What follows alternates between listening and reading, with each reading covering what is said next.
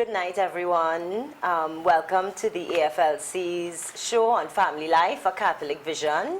I'm Natasha, I have Lorraine, and we have a co-presenter today, Lewis. Well, you'll meet both of them. They'll speak on their own behalf in a little while.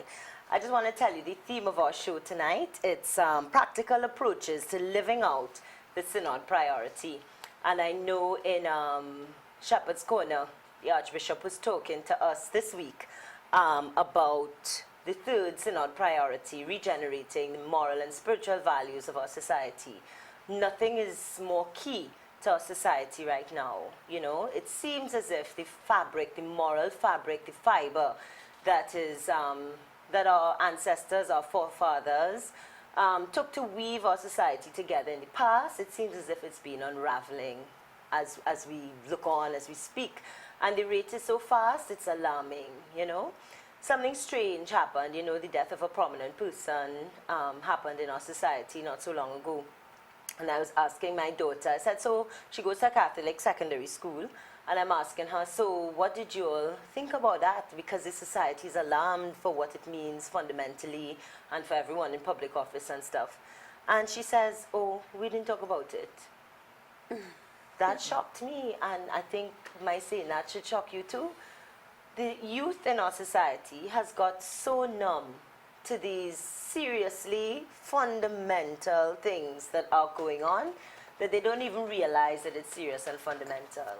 So we have a real uphill task at hand, and we're hoping, the AFLC is hoping, that with shows like this and their various programs, you know, common sense parenting, and there are programs for everything, you know. Get in touch with them, and wherever you are, the AFLC will meet you.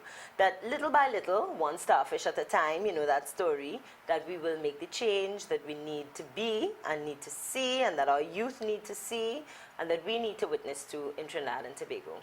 All right, so that's our show. We have a whole set planned for you, so just stick with us, and we'll carry you through the hour, okay? So I want to thank Natasha, and just to take off of what Natasha said, you know, we will be speaking of the practical approaches today of implementing this Synod priority that has been handed down to us, and we will be doing it in very simple ways, and that's what this show is about. You know, we had the pleasure of going to this family in Santa Cruz, and such a lovely family with some young children who, to me, because of how they were raised, were quite in touch with their heart, for want of a better way to put it. And because they were in touch with their heart, they were really able to live out, you know, that teaching of love one another as I have loved you. And I would like to believe that as we explore this topic, not just today, but for the year, this priority, that we will be able to teach you how to live with each other in our community, in this global village, that statement of loving one another as I have loved you. So in this show, we will be, as we always do, going to the home of a lovely family. And added to that, we have with us Louis Martino. He's from my side, finally. He's from the Santa Rosa Parish, Arima, yeah! And Louis is really in charge of the, well, beside being a Arima and a parishioner there at the Santa Rosa RC Church, he's in charge of the he's the coordinator for the Eastern Vicariate. And he's also the representative of all, of the whole, the other vicariates with regards to the implementation of the various priorities, Synod priority. So, Louis, I want to welcome you to the set. Thank you.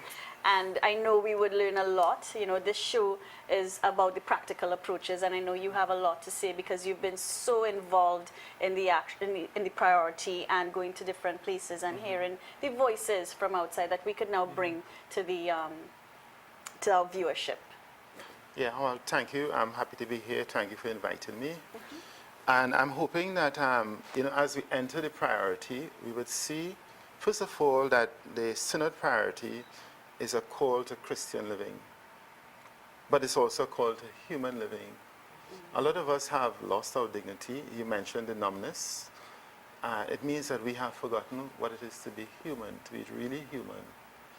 And we see that in Jesus, the person, how he lived his life, in relationship with himself, with others, and with the Father, and in practical ways. And he was human, fully human amongst us. True. And he challenges us to be disciples. Yeah. As the priority says, that as committed Catholics, that each Catholic as a committed disciple of Jesus comes to know, live, and witness to the rich moral teachings of the Church. So we have a lot that the Lord has given to us, a lot that the Church has shared with us and calls us to. The call now is for us to live discipleship, to be light wherever we are Light and soul. in Trinidad. With that, we're going to go to, we asked the man on the street. We have different views. Lorraine had said we're going to meet with a family, and we also stopped some people on the street and asked them their views. So let's go to them and see up front what they're saying. It should be like, once the parents in the home set the example for the children will have no other choice in difficult times to do what they see from their parents.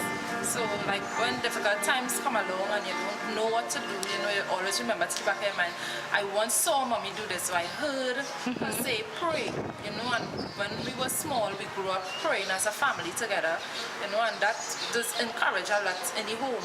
When you see the family, the parents or the heads of the home set the example for the younger ones to come up, they feel guilty within themselves when they're doing something wrong or when something go bad, the first thing doesn't come to rush to do something. You stop to think about what should I do in this moment. You pray about it, talk to the Lord, you go to church, you set the right example. The way you speak to the people around you in the environment and all have a lot to do with the way we deal with certain situations and things in the home. So I believe praying together, you go a better way for that. My own personal views is that spirituality begins at home. You need that foundation. Every family needs to be grounded in that spirituality. And from my own experience, I remember my mother was the core. And before her, my grandmother, and making sure we all went to church, we all received the sacraments, and there was a dedicated time. Not every week, I'm not sure, but every month at least, there's a dedicated time where we would have spirituality in your home. And definitely a family that prays together, stays together. So once that foundation is built, even though persons may stray from the church, they always have that roots, that foundation to bring them back.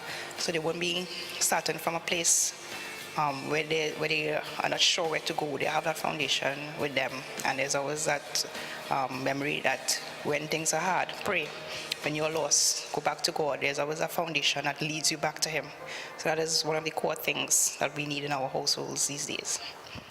What I like about the two persons who we interviewed was that they went back to their core values, and we recognize, and not just in this show, but when Natasha and I go out to the different families, what we've always recognized, Louis, is that, when you go to these households, tradition plays a very important part.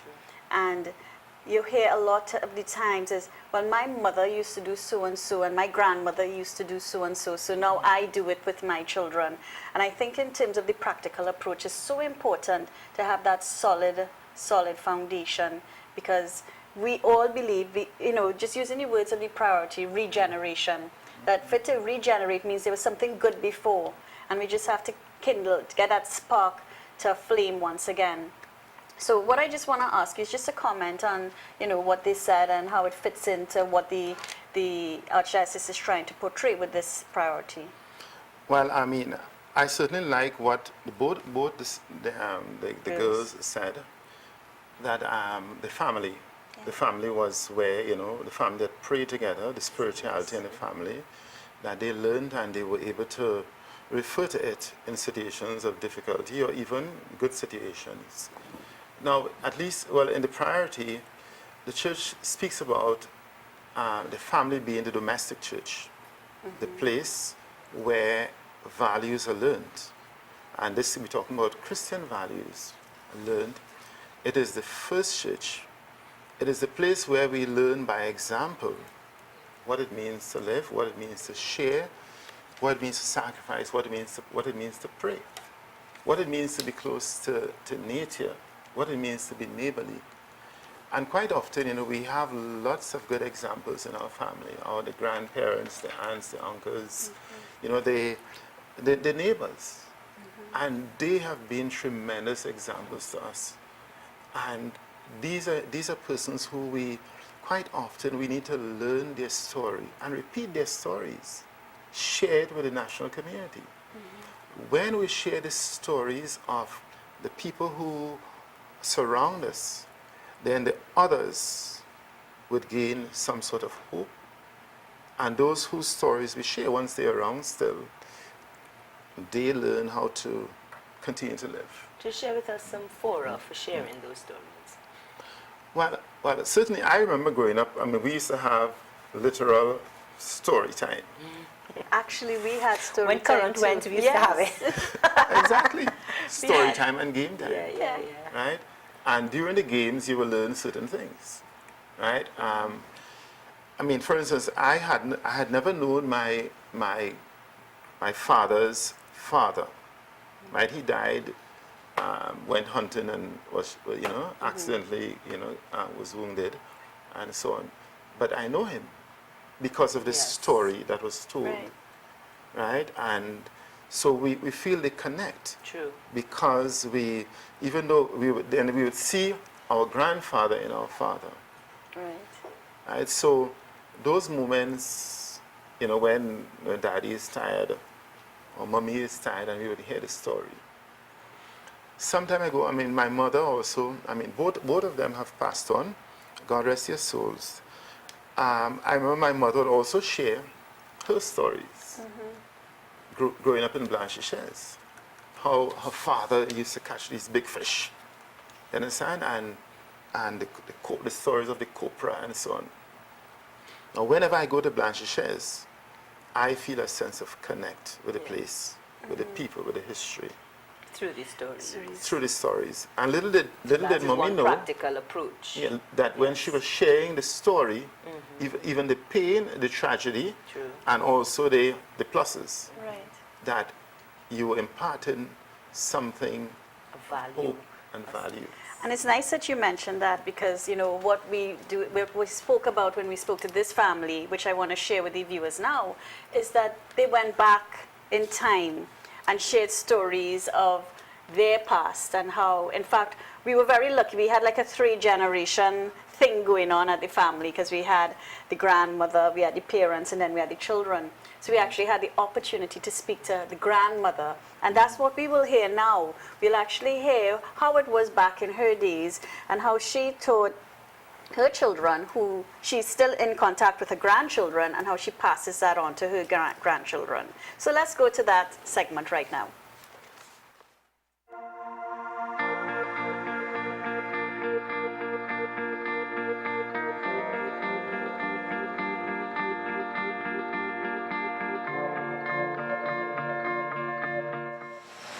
I grew up with my godparents, and my godmother was a staunch Roman Catholic.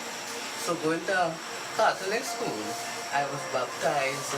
She stated that I was baptized, and that teaching from my godparents, that is what carried me along. And if I have to do it again, I would do it.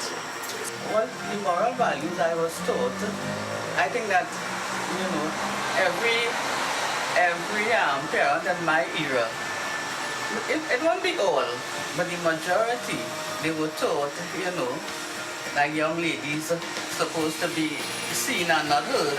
That is what you used to hear all the time. Now that your children are loud and you couldn't do that, right? I was taught that when you reach a certain age, you have to learn to cook and to be a good wife to husband. And I was taught again that when you meet somebody out there that you like, you don't stand up by the corner, bring them home. In those days, you hardly talk to them. But I think they learn from the example that I set. Okay, because when you talk of Rwanda, their father died young and leave me young at 40 years old with 6 children to see about. 4 boys, 2 girls. And I decided I didn't want no stepfather for them. I will fight up with my kids, and I did, and this is the end result. You know what I like about her? She reminds me of my granny. Granny used to say that as well. She said, you cannot entertain a boy outside, he must come inside. No matter when he come inside, she pelted all kind of words. And you know, just what you said, Louis, even now, the spirit of my grandmother lives on. Like, I look at my children and mommy would say, that is your grandmother, or which one like your grandma, you know? Yes, So yes. that we keep that passing on, you know? Well, that was in those days. Yes. She started saying, in those days, that's how it was, you know? And really and truly, sometimes we harp on the fact that so much has gone, but we still have a lot, you know? We still have a lot of those things, and you see that when you go like Toko for the weekend, or you know, you drive out to the mainstream kind of thing, and you still see a lot of family and you know, sitting down, simplicity. Yes. Simplicity is, Definitely. we fill our lives with too many things, and I think that is what has taken away time from us, you know? So if we simplify our lives a little bit, we have that time for storytelling, for talking about in those days. I mean, and again, just going back to the practicality of what we're talking about, you know, you say, God, we're so busy, we don't have all this time, Yeah. Natasha talking about, but we do have a lot of traffic in Trinidad at the end of the day. So we do have, and worse than that, we in a car, so you have to talk. If you understand what I Yeah. mean. Children can't run here and run there, and you can't get away from the conversation. Utilize it, you know. Bring up something, you know, you spoke about how the school really never addressed the killing of, or It wasn't the school, you know, it's just the her her peers. her peers, sorry, are her just- peers. But does it mean that your child must not know about it and know the consequences of it, and this is your opportunity? Because maybe when you talk to her, she'll go in school, you know, but mommy really said so and so, and it might trigger something off somewhere. I like that Well, other yeah. practical step, use of the car. Yeah. Definitely.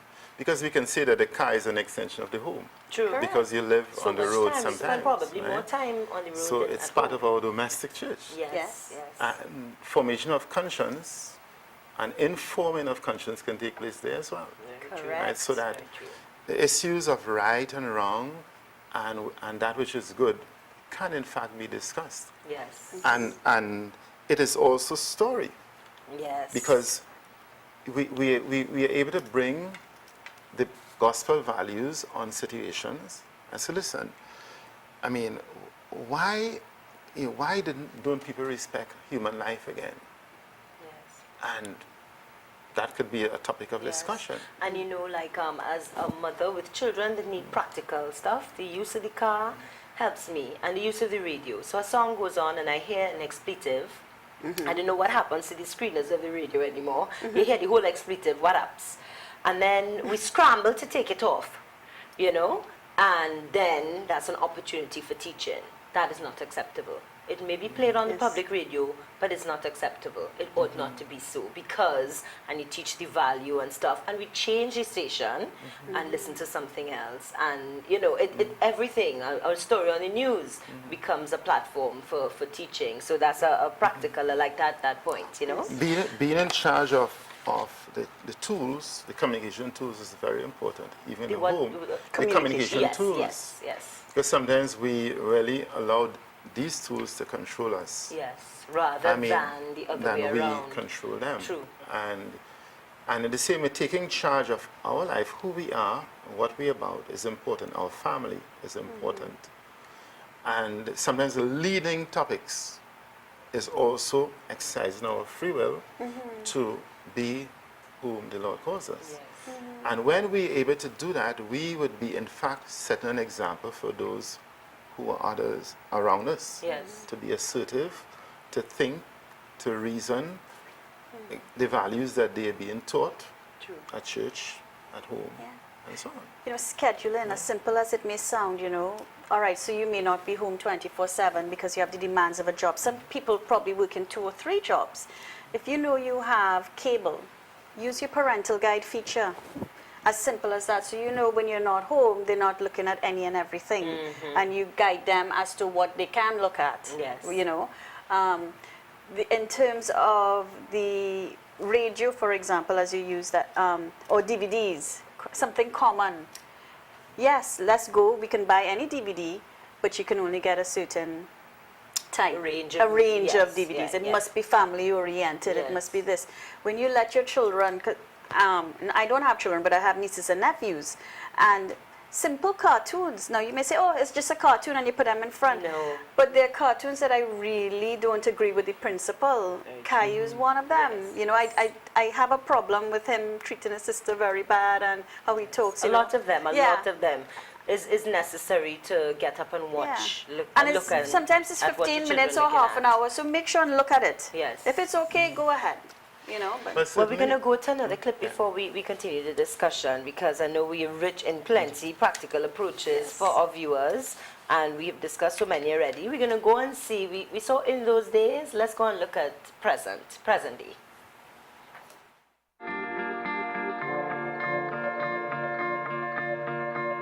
So it's essentially from what we understand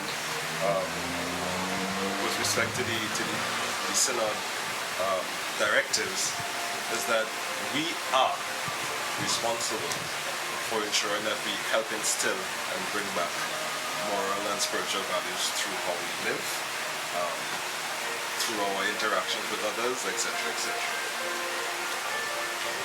Going back to my younger days, when my mother was bringing me up, she did mention that she carted us off to church, and this was on Sunday mornings. Now, a lot of young people, I'm sure, will remember having to get up very early to go to church. But that is what builds my character. It helped me to understand that you must always put God first no matter what. And that is a solid foundation that remained in me for all of my life since that has begun. With respect to that, that is what we are passing on to our daughters. That is important, that God be put first in everything. And once that faith and trust is there, anything else will fall in line. And that also influences your moral values. In terms of you must respect others, have respect for others. You mustn't be rude. Some of the old time things, you can't pass anyone and not say good morning or good evening. I remember a morning we proceeding to school and to work, and there's a gentleman who sells coconut at the corner where we pass, and that morning the girls were mum, not saying anything. So we waited until we passed, and they got it great afterwards, that you need to say good morning and good evening to elders and so on and so forth, because that's how we were brought up. And as you know, if I had passed anyone on the street, didn't say good morning or good evening, that would have arrived at the home, and when I got here, the punishment would have been waiting with open arms. So those are the things that we are instilling in them, really respecting others, having respect for others, their species, many different things. Okay, well, for me, moral and spiritual values revolve around basically two things: my relationship with God and my relationship with others, and developing and fostering positive relationships. If I foster positive relationship with God and build my personal relationship with Him, then it's easier for me to reach out to others with love. So that in a nutshell is my take on moral and spiritual values. And what you're seeing today is a lot of selfishness. It's all about me. So everything revolves around me, what I like, what I feel like doing, when I feel like doing it, how I feel like doing it, with little to no regards for anyone else. And so in regenerating that moral and spiritual value, you're really trying to bring people back to an awareness of not just self, but self in relation to God, and therefore in relation to others. And basically that is how I grew up. I grew up with an extended family, with grandmother and aunts and uncles, along with my mother and my brothers and so on. And that's what we were taught. And as I got older, and I was very active in church, Legion of Mary and choir, and all of these different things continue to foster that moral and spiritual value. So when it came time to choose a career, I was a catechist as well, and I found myself going into the education system, and I continue to try to instill those values in our students, and that's when you see the challenge, because you have the values that you are trying to instill in school as a school with your staff members and so, and then the values that they are seeing outside in society. And so it is also like trying to help them bridge or deal with the conflict, because the values sometimes oppose each other. And so where do I really go? And so we try to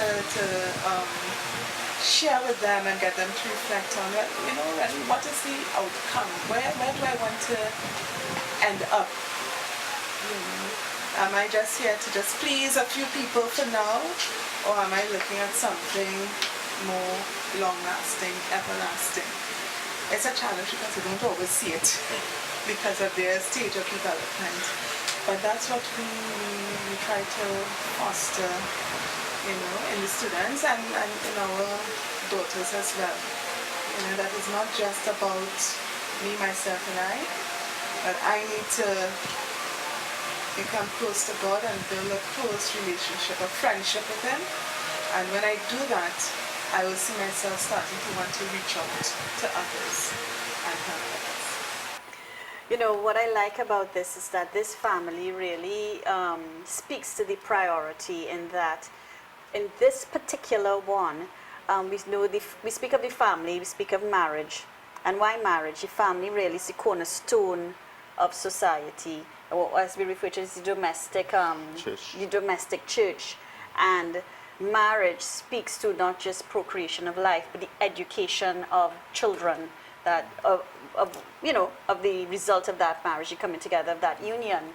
And that couple does it so well in that, she teaches, she would know by now, but she teaches at St. Francois.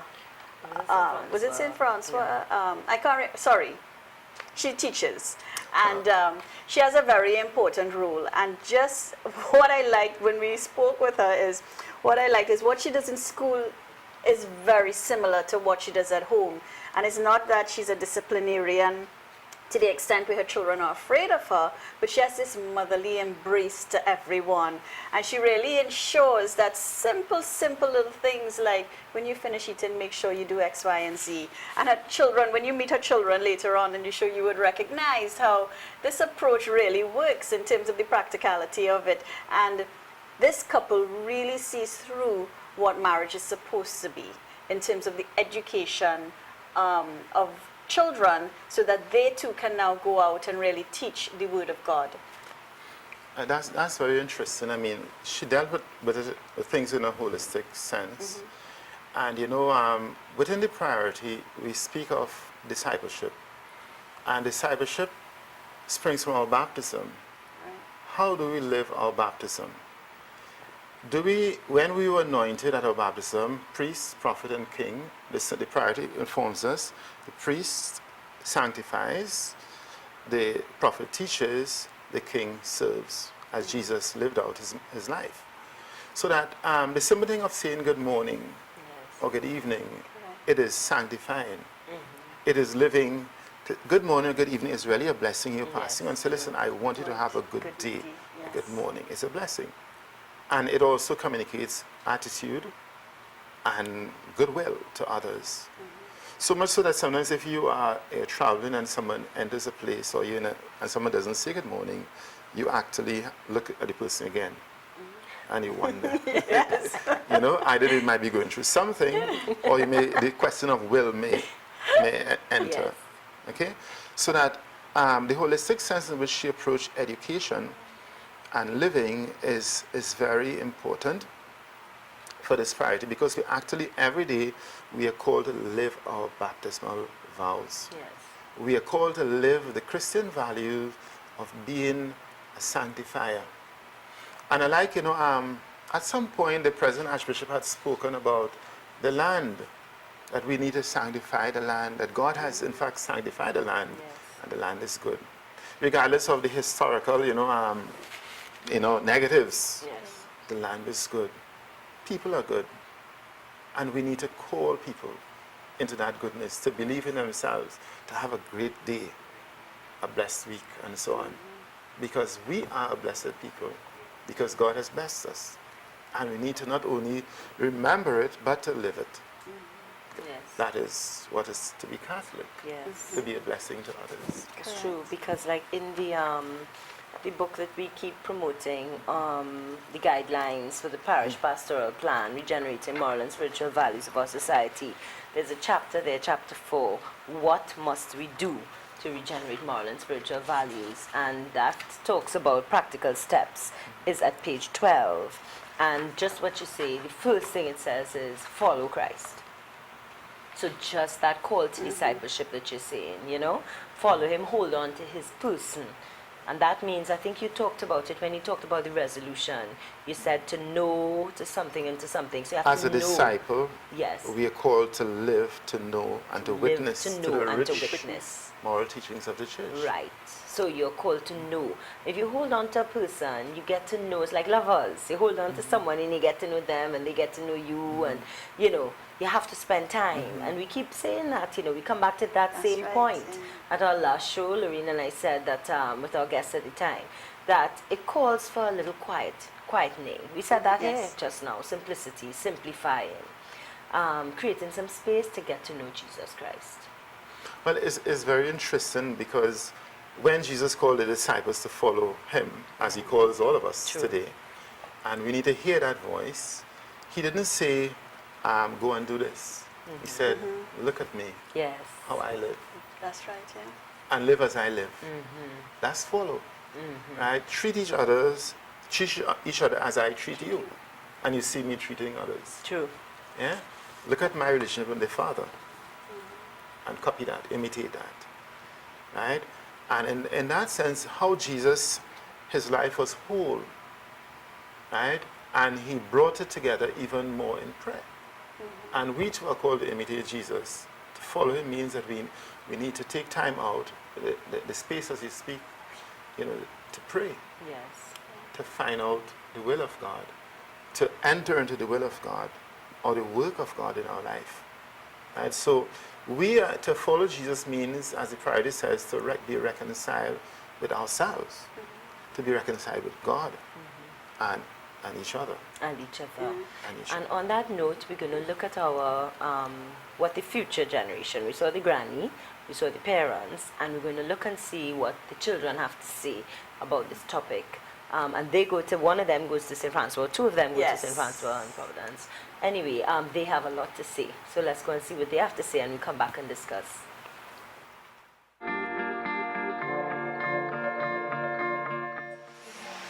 My moral and spiritual values are inspired by my parents from the home and the parishioners from the church and teachers from the school that set an example for me that I must be a bigger, better person and must be polite and courteous towards everyone, no matter their appearance or how they can be judged or come across as.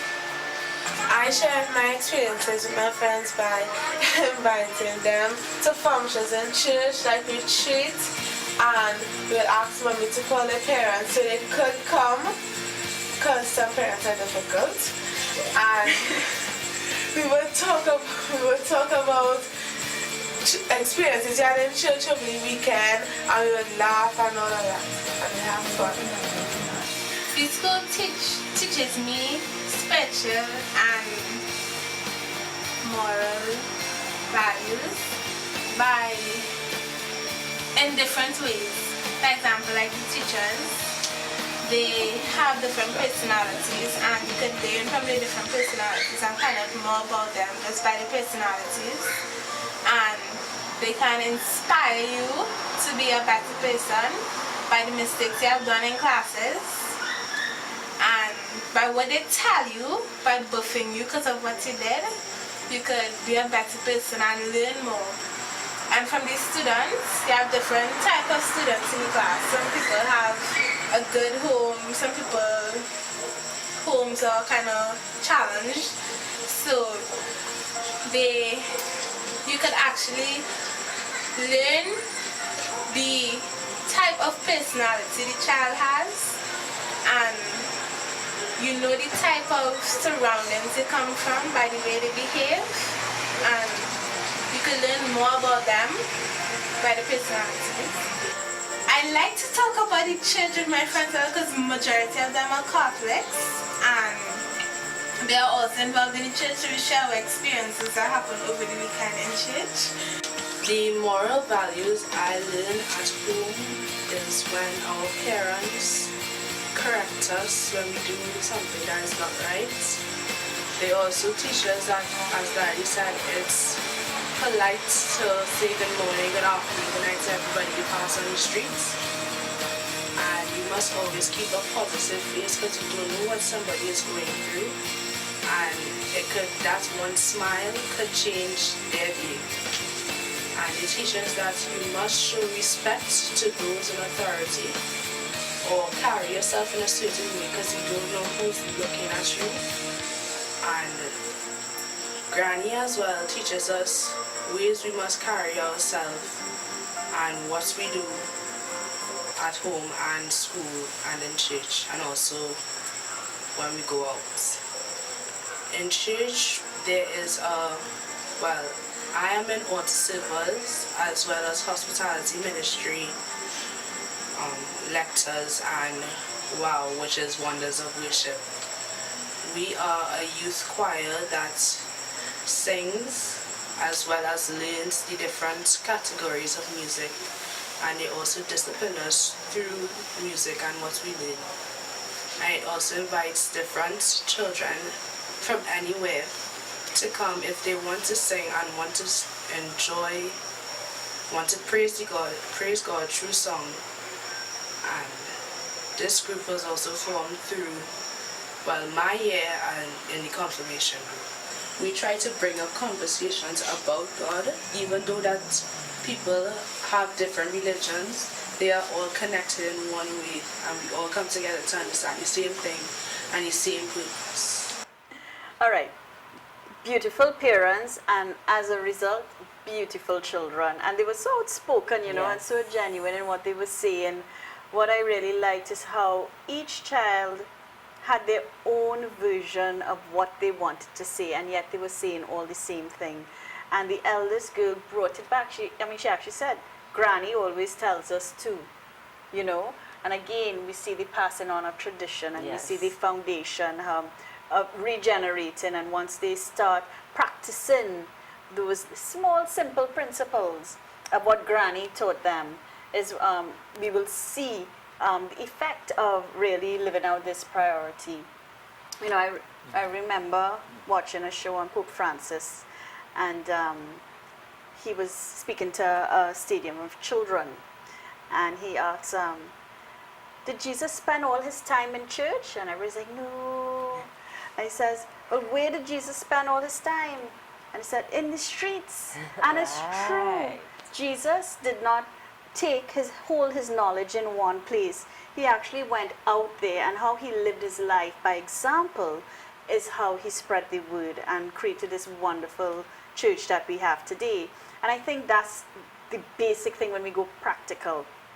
Learn to walk with God and learn to walk as God, you know, and really let your life shine. So when people see you living your life one way, they'd be able to say, you know, let me try that, you know, because as Natasha rightly said, I use the word soulless. She said none.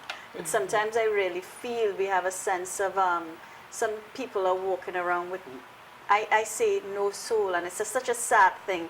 But I think if they have someone to look up to, and someone to see the benefits of how someone is living their life, it will rekindle that spirit in them that has been lost. Yes. I mean, the gospel is full of Jesus, speaking about agriculture, Yeah. the sower going out to sow. So he was close to the gardeners, Yes. Correct. close to the fishermen, close to the woman who would have lost her drachma and so on. So Jesus' life was connected in the human experience of people. He was fully human, right? And so too, we need to be always connected, not marginalizing anyone, but befriending as much as possible. So you're passing and some guys are lying on the block. You say, how are you going? Have a good day, but remember, a really good one. Because sometimes they could misinterpret. Yeah. But Yes. you bless them, you acknowledge them. And you let them know that, there's an alternative. I remember some years ago, one of my good friends in the neighborhood told me something, and I was shocked that he knew. He said, well, we're watching your back. And this is a youngster, Yes. meaning that, Yeah.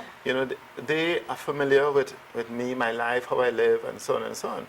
And they know me. Right? Basically, it's that. So that people look at us for example. I like the example that the young girl spoke about, teaching. Right? Because teachers pass on to us so many things. Yes. Not only the math or the English, True.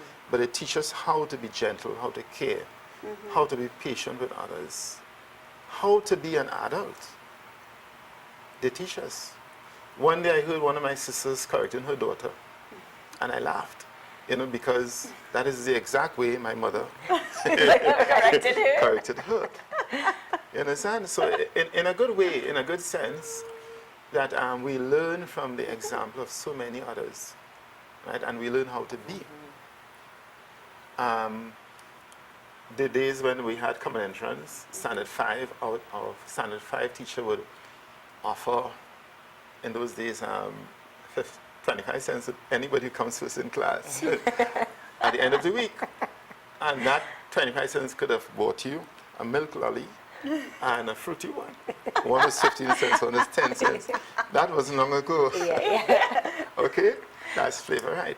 But he taught us, he motivated us Right. Do to your best. excel, to do your best. Strive.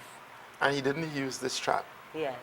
right? Well, he used it a couple of times. But Confession time. yes, but he basically motivated us by giving us reward for hard work, Yes. right? So work hard, there would be a reward. Yes.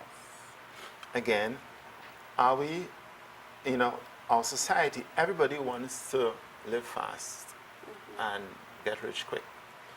I remember just going into the parishes.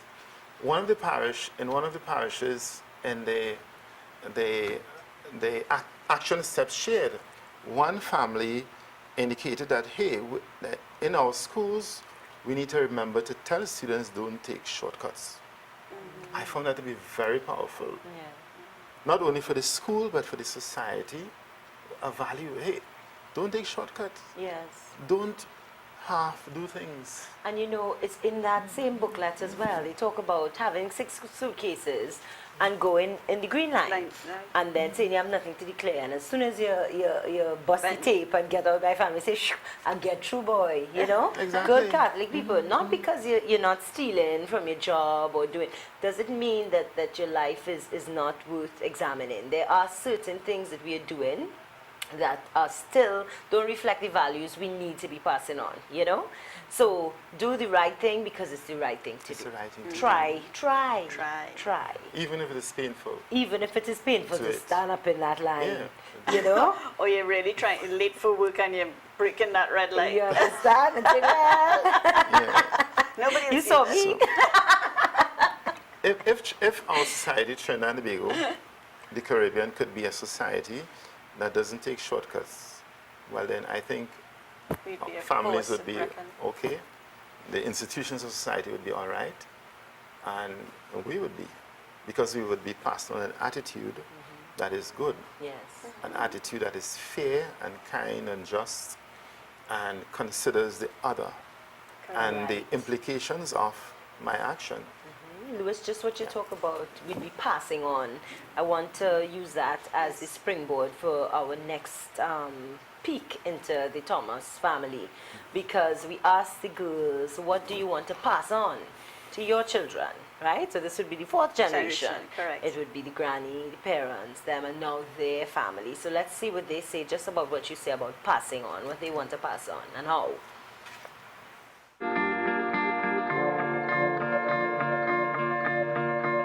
Being polite and never disrespecting anyone because you don't know what they're going through, as well as spiritual values. I like to teach people that God is always there for you no matter what you're going through, and don't ever show a blind side to Him, because if you walk away from Him, He'll always pull you back. On mornings on our way to school, we pray a decade of the rosary each morning, and each month we do a different mystery, and we continue with that throughout the year, and those prayers help us through the day, because while we pray we have our personal intentions which we give up to the Lord, so He helps us on that. When I arrive to school in the morning, I go straight in chapel first of all to pray, because I know that only God could help me through the day with no bad stuff happening, and He's the only one that will be there for me when someone leaves me hanging alone. So I go to Him first for advice and for help, and He will get me through the day safe. Practice as a family, we go to church together. We have movie nights on a Saturday night, and what I would like to continue as I get older and living under my parents' roof, that we stay together as a family and we keep growing together in the church and as in the household. I really enjoy those children, she says living in her mother's house, her parents' house. In the financial world, they have a name for that, kippers. I didn't know that. Kids taking money out of parents' pockets. She sent the message to the parents. Yes. I would be right. But what I like is that, and that's why parenting is so important. And again, just to give a plug for the family life, the AFLC, there are parenting courses that you can take advantage of. Simply call into the FLC's office. Their numbers at the bottom of the screen, and you can find out, because they're all over Trinidad. Just find out which one is closest to you and which time is appropriate. But getting back to what they said, the importance of parenting, everything they said they want to do, fun as well as what some people may call not fun, but they want to continue their practice with their children of going to church every day. Yeah. They want to continue saying the rosary with their families. They want to continue having movie night. They want to continue doing little excursions out as a family and as a group, because they enjoy that spirit of family and they want to pass that on to their parents, I always remember reading somewhere, nobody says it will be easy, but guess what?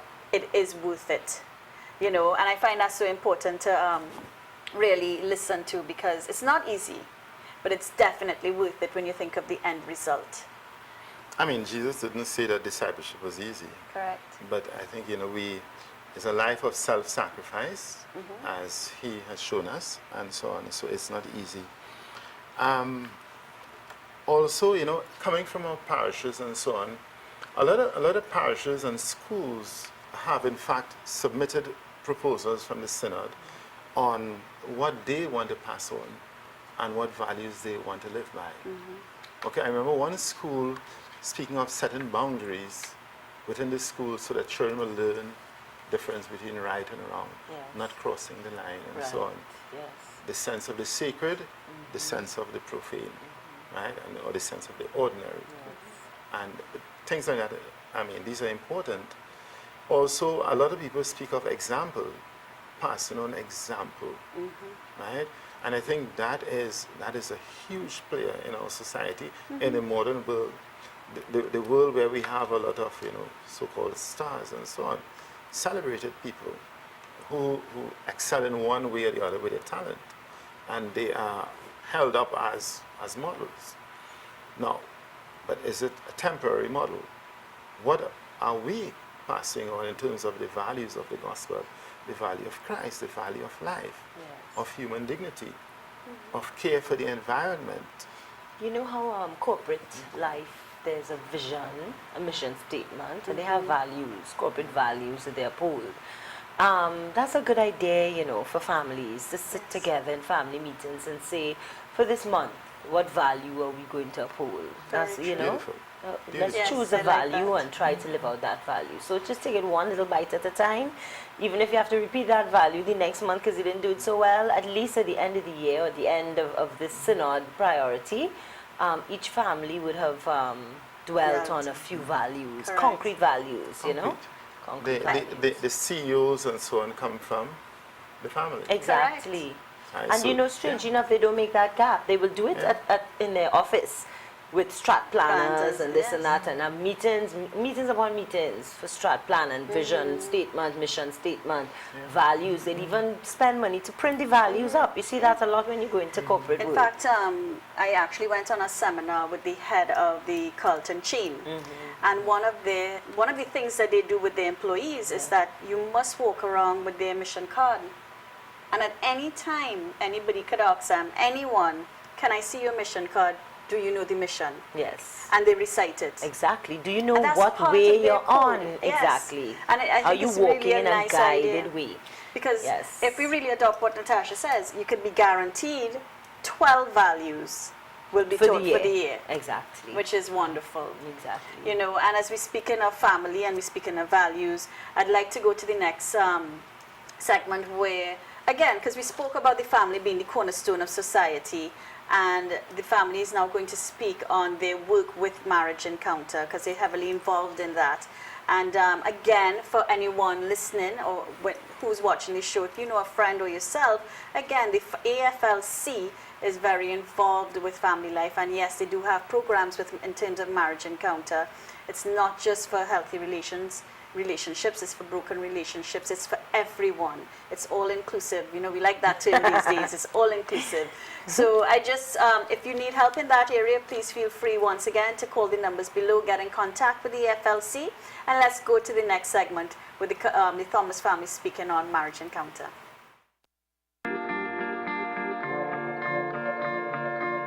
So, with respect to Marriage Encounter, supporting the Synod directors, essentially we believe once there are strong marriages, by extension there will be good families.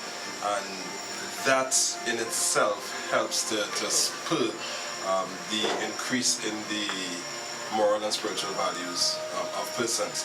That's not necessarily saying that all families may be spiritual, but once there are some interactions with Marriage Encounter and the various programs that we encourage, something will rub off at some point in time. So essentially Marriage Encounter really has been supporting the moral and spiritual values of that directive of the church from the inception, even without the year being announced in that space. We will be inherently regenerating moral and spiritual values in home and in our community.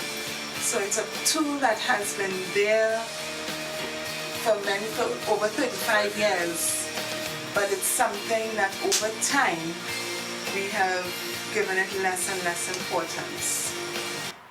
Okay, and what she says, and again she brings it down to community, which I like, because at the end of the day, all these families, all these people make up families, and all these families make up community. And community is what we are about.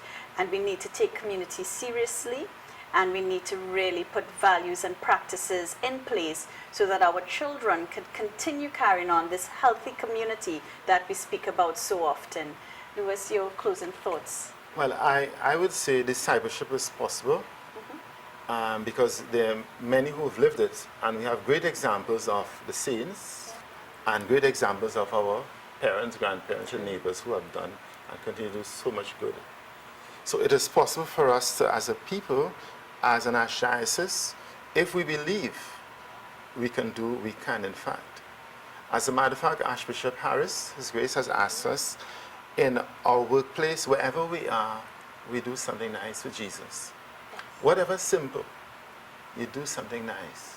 Whether it is in your relationships at home, in the neighborhood, at work, at school, do something nice for Jesus. And then we would, by that, be regenerated in moral and spiritual values, bringing Christ in every nook and cranny of TNT, and we would have, in fact, have passed on life, the greatest value that Christ gives. It is my task to close. And again, we've had a wonderful show. We want to thank the Thomas family. We want to thank you, Lewis, for co-presenting with us today. Thank you for your work in the Synod. And as we're talking here, it just dawns on me that this church, this archdiocese, is truly blessed with what Archbishop Gilbert started and what Archbishop Harris is continuing in the work of the Synod, guiding the Catholic, giving us a roadmap, you know, so that we're not just all out there wondering how to do it, what to do it, and creating little, you know, knowledge booklets for us that we can study in ministry and all that. So we touched on some practical steps, and I just want to summarize them now. It was creating and passing on family traditions, creating fora for storytelling. If it's when the light goes, which hardly happens these days, right?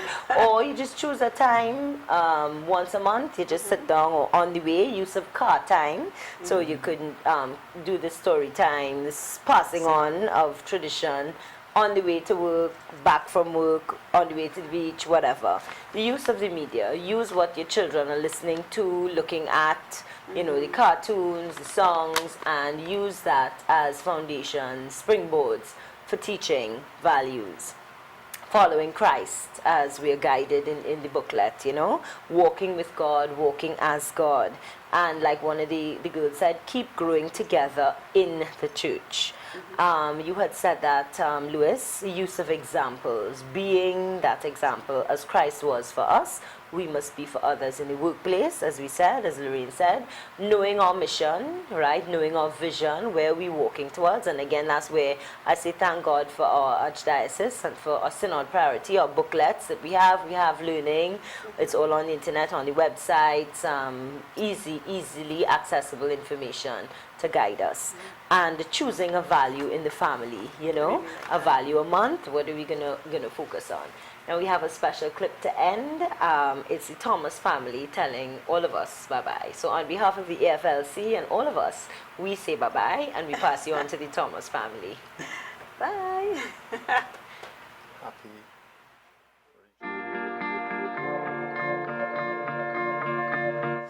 On behalf of the Thomas family, we really appreciated the opportunity that we had to share on this particular topic. We feel honored, we feel treasured. So, on behalf of the Thomas clan, just want to say bye!